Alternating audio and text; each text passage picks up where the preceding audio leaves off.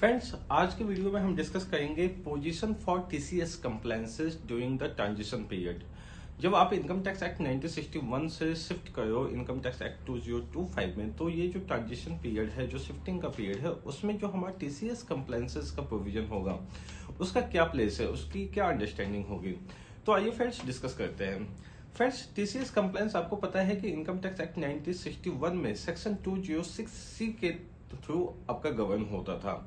अब ये section change हो चुका है और नए इनकम टैक्स एक्ट 2025 में ये जो सेक्शन है वो सेक्शन 394 है।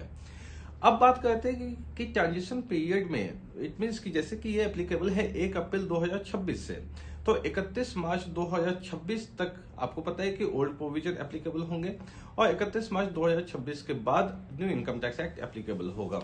तो ट्रांजिशन इस पोजीशनिंग ऐसी होगी कि भाई जैसे ही अप टू 31 मार्च 2026 है, तो आपका जो भी पीरियड होगा इससे पहले उसमें जो आपने पैसा दिया, जैसे कि टर्मिनोलॉजी है कि व्हाट एवर वेदर क्रेडिट और received which ever is earlier, right. उसी तरीके से जैसे टीडीएस का आपका सिचुएशन होता है ट्रांजिशन पीरियड में कि आप पेमेंट करते हो या फिर आपका पैसा क्रेडिट होता है, विच एवर इज अर्लियर। तो उसी तरीके से टीसीएस में आप ये देखोगे कि जो इवेंट है वो पहले कौन सा हो रहा है, और जो इवेंट पहले होगा उस वक्त टीसीएस एप्लीकेबल होगा।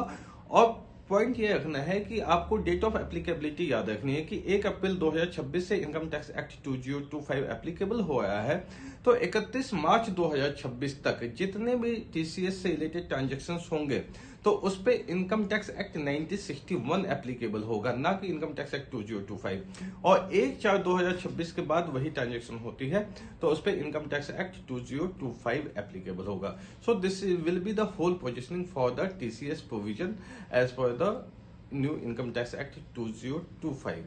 Thank you friends.